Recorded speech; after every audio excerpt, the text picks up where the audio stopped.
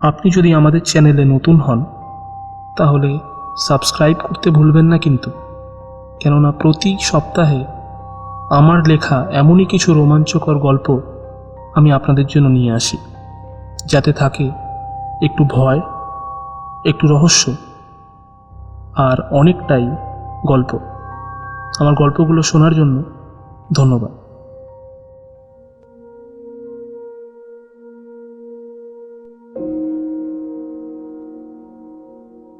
ঘরে ঢুকে বেশ অন্যরকম লাগলো বিতানের। সচরাচর এতটা ফ্লোর হাই কোনোদিন কোনো রেসিডেন্সিয়াল বাড়িতে এসে দেখেনি। পুরনো দিনের বাড়িতে এমন উঁচু হতো সিলিংয়ের উচ্চতা। মেঝে থেকে সিলিং প্রায় ফুট 20 উপরে। কোনো সিলিং ফ্যান নেই। এত উপরে বোধহয় ফ্যান লাগানোর মতো সরঞ্জাম পাওয়া যাবে না। ঘরটা যদিও বেশি বড় নয়, বোধহয় 12 ফুট বাই 12 ফুটের ঘরটা। ঘরের বাঁদিকের একটা দেওয়ালে একটা কাঠের আলমারি, প্রায় মাঝামাঝি স্থানে একটা সিঙ্গেল খাট এবং খাটের পাশে একটা ছোট লাগোয়া টেবিল।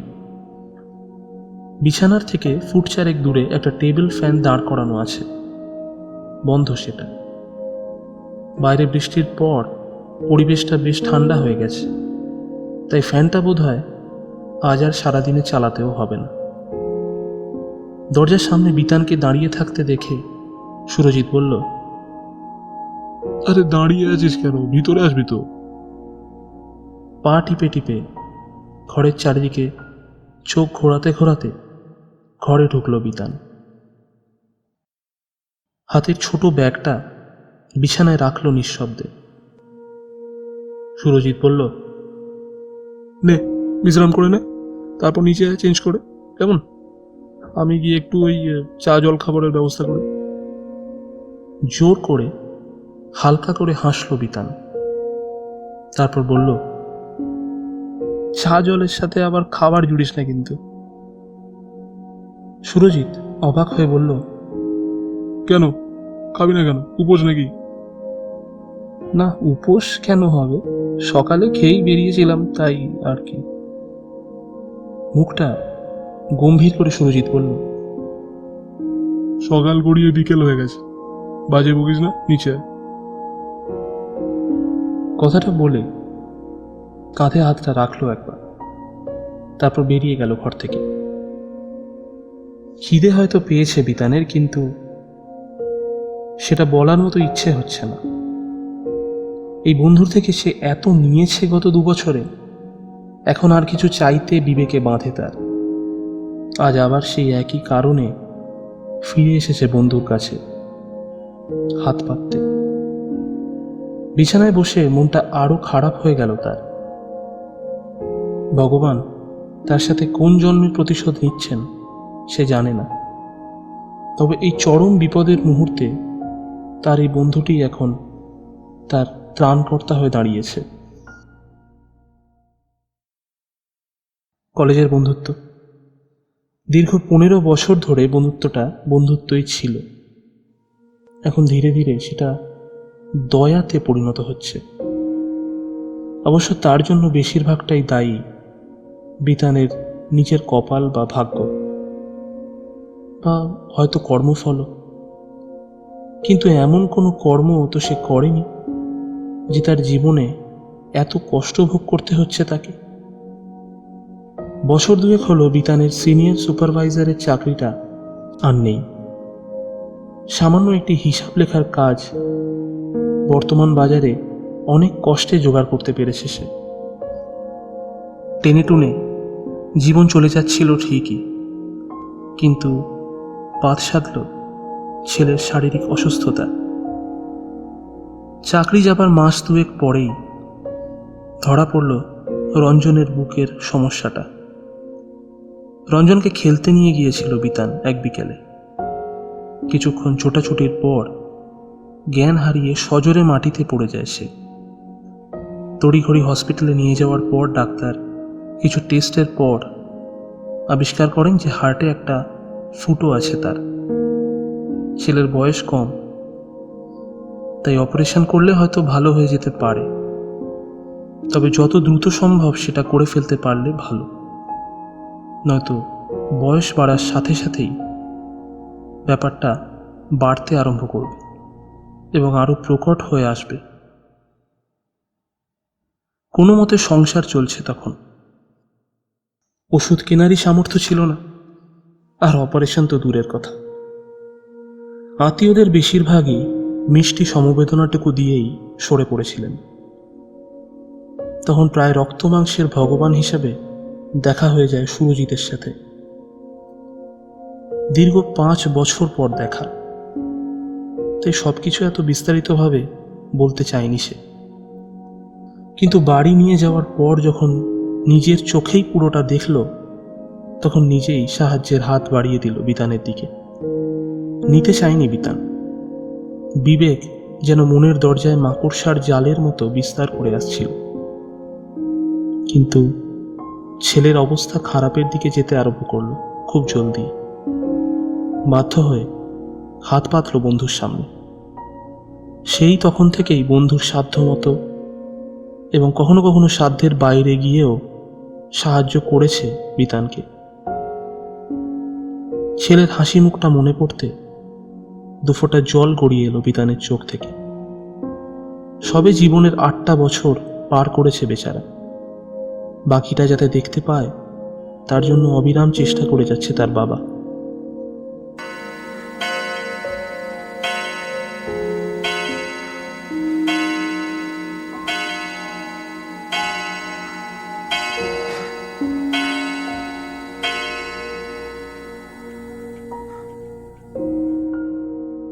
ঘড়িটা যে ঘরেই ছিল লক্ষ্য করেনি এতক্ষণ।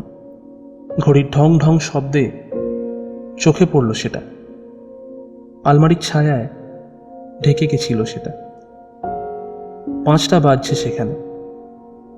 দূরে গাছের মাথায় লেগে থাকা শেষ বেলার আলোটা আস্তে আস্তে গাছপালাগুলোর পিছনে পা টিপে টিপে নেমে যাচ্ছে। এবার সন্ধে নামলো বলে। গোধূলি আর নেই।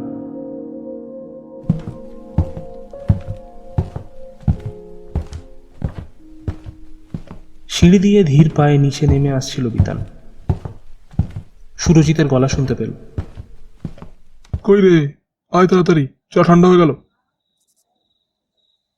নিচে নেমে এসে দেখল বাইরের খোলা বারান্দায় টি টেবিলের উপর 2টো চায়ের কাপ আর কিছু খাবার দাবার রাখা। এগিয়ে গিয়ে দেখল একটা চেয়ারে সুরজিৎ বসে আছে।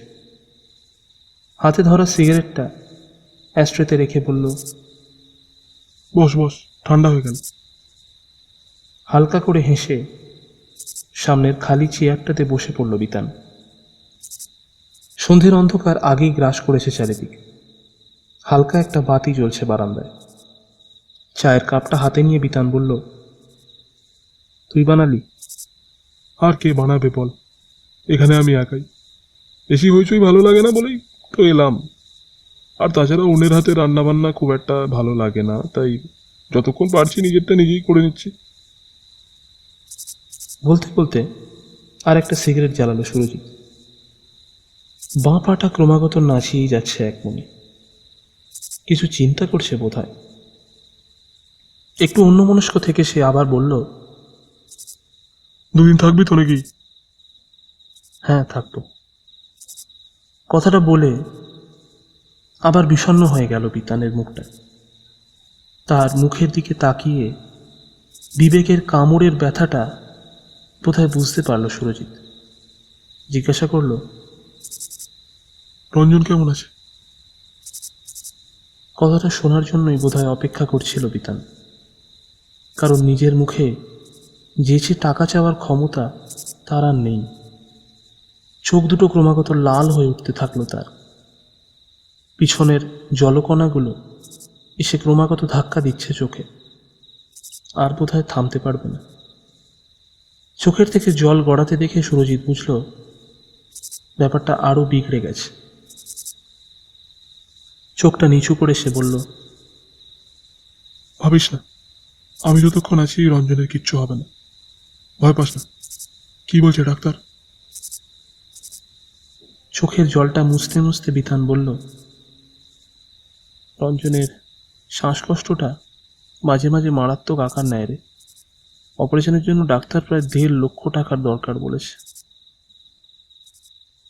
চুপ করে দূরের গাছের সারির দিকে তাকিয়ে থাকে সুরজিৎ। তারপর সিগারেটে একটা সজোরে টান দিয়ে বলে, ঠিক আছে, আমি দেখে নেব, তুই খেয়ে নে, ঠান্ডা হয়ে যাচ্ছে খাবারগুলো। কথাটা বলে সিগারেটের ধোঁয়াটা ছাড়তে ছাড়তে উঠে দাঁড়ায় সুরজিৎ। তারপর হেঁটে ভিতরে চলে যায়।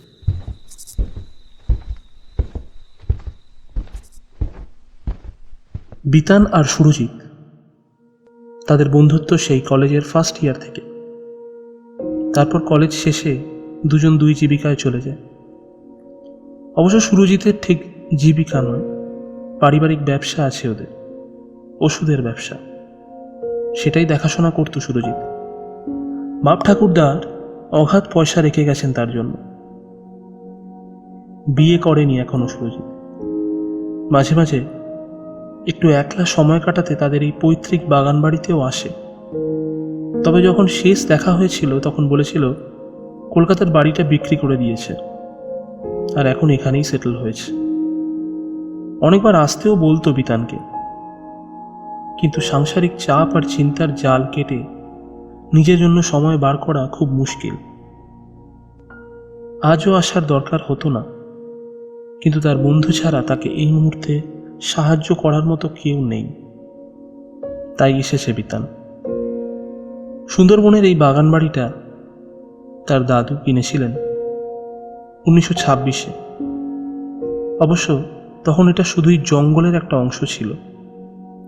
সুরজিতের ঠাকুরদা এই বাড়িটা তৈরি করান। তারপর থেকে মাঝে মাঝেই সুরজিৎ এখানে আসে। একাকিত্ব তার ভালো লাগে। বিদ্যাধরীর হালকা জলের স্রোতের শব্দ, ঘন গাছগাছালি আর একটু একা থাকা, এগুলো খুব উপভোগ করে সুরজিৎ। কলেজে থাকতে বিতানকেও একবার নিয়ে এসেছিল।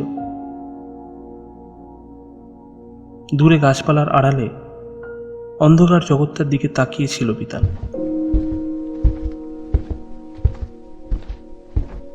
পিছন থেকে পায়ের শব্দে ফিরে তাকাল। সুরজিৎ একটা চেক বাড়িয়ে দিল বিতানের দিকে। সেটার দিকে তাকিয়ে থেকে বিতান বলল, এখন থাক, পরে যাওয়ার সময় নেবক্ষণ। সুরজিৎ হালকাভাবে বলল, আমি ভুলেও যেতে পারি, তুই রাখ এটা।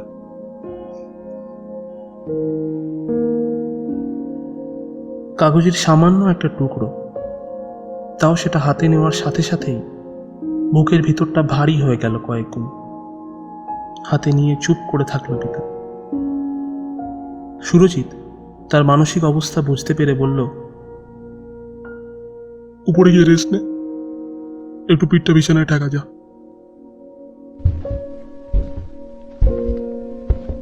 মাথা নিচু করে ধীরে ধীরে সিঁড়ি দিয়ে উপরে চলে এলো বিতান।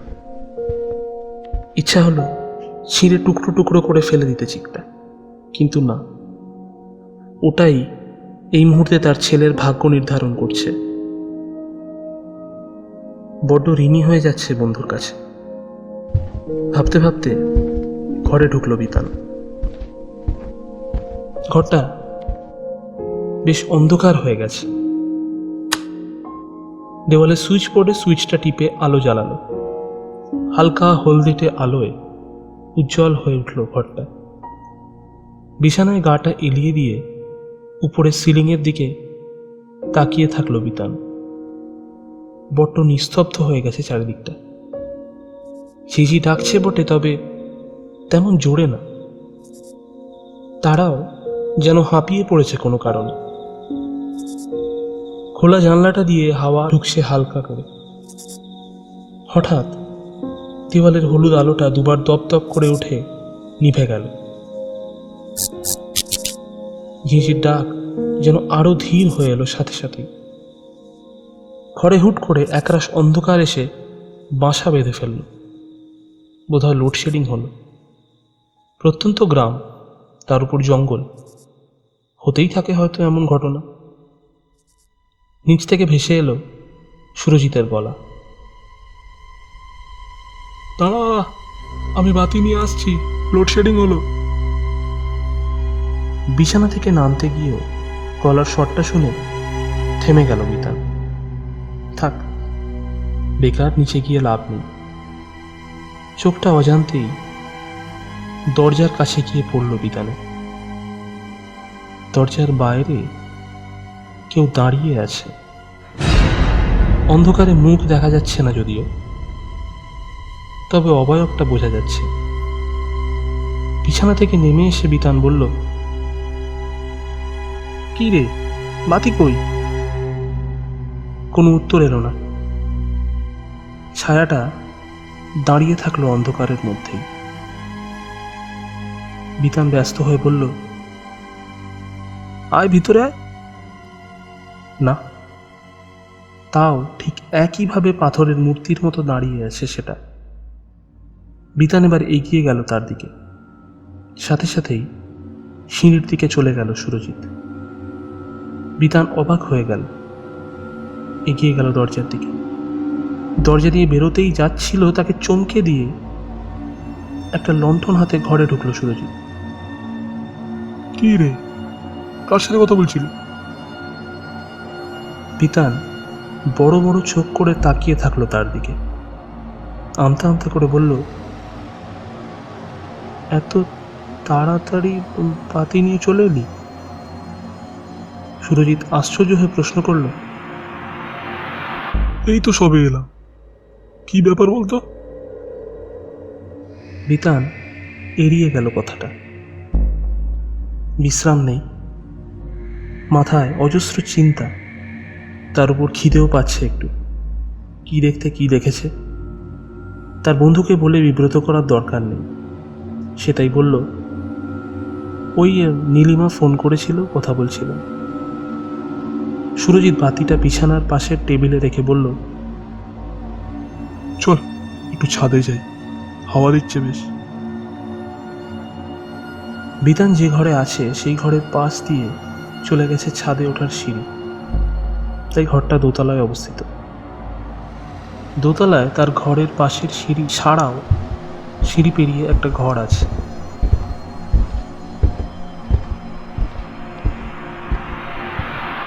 সিঁড়ি দিয়ে উঠে এসে ছাদে আসে তারা দুজন। সিঁড়ির দরজায় কোনো গেট বা পাল্লা নেই।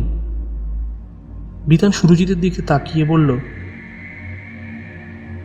কি রে, ছাদের দরজায় গেট বা পাল্লার ব্যবস্থা নেই? চোরের ভয় নেই এদিকে? সুরজিৎ একটু হেসে উঠল।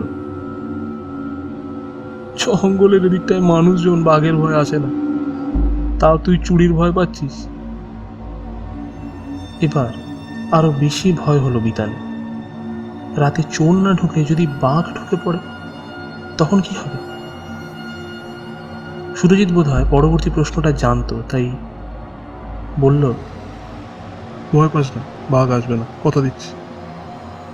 এত সহজে আত্মবিশ্বাসের সাথে কথাগুলো বলল সুরজিৎ যে বিতানের মনটা একটু হলেও হালকা হলো। কিন্তু চিন্তার পরিমাণটা কমলো না তেমন। ছাদে এসে রাতের অন্ধকারে নির্জন বনাঞ্চলটা একটা আলাদা অনুভূতি তৈরি করছে। আকাশে চাঁদ প্রায় নেই।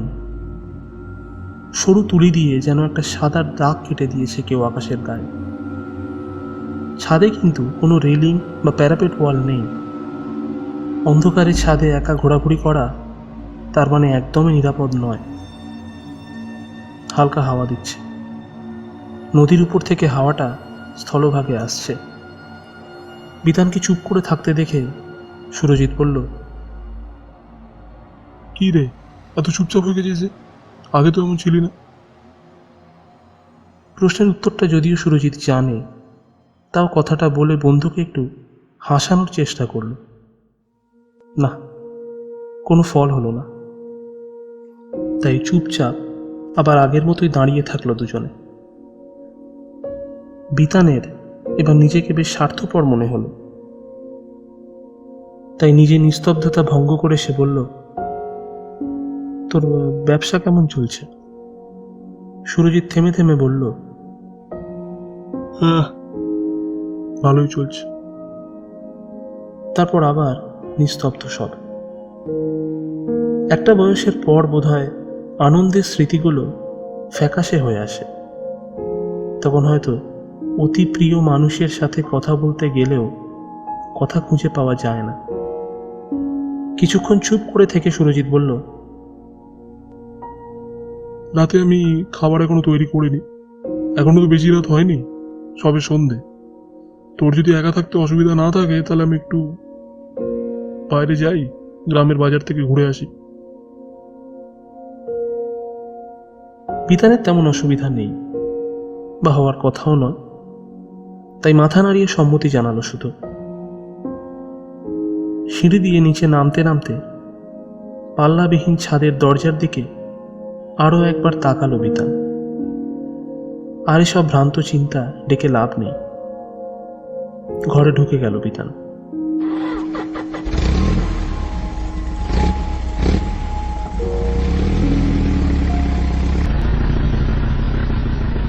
সুরজিৎ চাবির ব্যাপারটা সব বুঝিয়ে বেরিয়ে পড়ল বাইক নিয়ে। অন্ধকারে মোড়া বাড়িটা, একটা একলা মানুষ, আর এদিক ওদিক জ্বলছে কয়েকটা মোমবাতি। নিজের ঘরের বিছানায় গা এলিয়ে শুয়েছিল বিতান। হঠাৎ নিচ থেকে একটা শব্দ ভেসে এলো কানে। চোখটা প্রায় বুঝেই এসেছিল, কিন্তু শব্দটা হতেই আবার সজাগ হয়ে উঠল। ভালো করে এক মুহূর্ত শুনল কান পেতে, যেন কোনো আসবাব সরাচ্ছে কেউ। বার দুয়েক শব্দটা হয়ে থেমে গেল। পাশের টেবিলের বাতিটা হাতে নিয়ে নিচের দিকে নামল বিতান।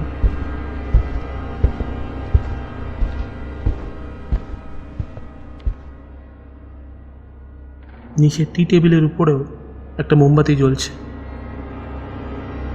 সামনের দিকে এগিয়ে বড় বসার ঘর, 4টে চেয়ার এদিক ওদিক হয়ে আছে।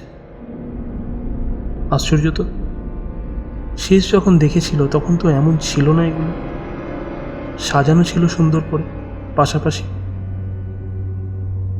চেয়ারগুলো হাত দিয়ে ঠেলে যথাস্থানে সরিয়ে দিল আবার। একটু আশ্চর্য হলো ভিতর ভিতর। তবে কি সুরজিৎ বাইরে যায়নি? বাইকের স্পষ্ট শব্দ তখন সে পেল। সন্দেহ দূর করার জন্য একবার ডেকে উঠল তার নাম ধরে, সুরজিৎ। কোনো শব্দ আর হচ্ছে না। বাতিটা তুলে একবার সামনের দিকে গেল বিতান। না, সেখানেও কেউ নেই। বাঁ হাতে বাথরুম, আর তার আগে রান্নাঘর ছাড়া আর তো কিছু নেই। আবার ফিরে এলো আগের স্থানে। বাতিটা হাতে নিয়ে সিঁড়ির দিকে পা বাড়ালো বিতান। সবে দুটো সিঁড়ি উঠেছে, পিছন থেকে হুড়মুড় করে শব্দ হলো প্রচণ্ড জোরে।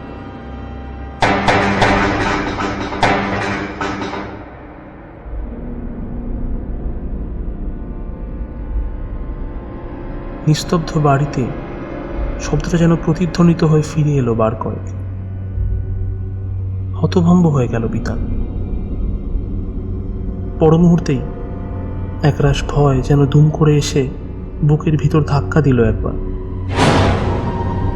হৃৎপিণ্ডটা হঠাৎই বেগ পরিবর্তন করেছে। ছাদের খোলা পাল্লাবিহীন দরজা দিয়ে বাঘ ঢোকেনি তো? দৌড়ে উপরে গিয়ে দরজা বন্ধ করে লুকিয়ে পড়বে? তার পর মুহূর্তেই ভাবল, না না, এ কি করে সম্ভব? অত বড় প্রাণীটাকে নিচে তো কোথাও দেখতে পেল না। তাহলে কি হতে পারে?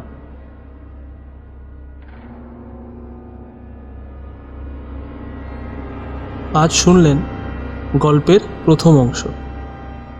তো এরপর কি হলো জানতে ইচ্ছা করছে নিশ্চয়ই, আমারও বলতে ইচ্ছা করছে। তাহলে জানার জন্য সাবস্ক্রাইব তো করতেই হবে, কারণ আর 2 থেকে 3 দিনের মধ্যেই জানতে পারবেন গল্পের পরবর্তী অংশ।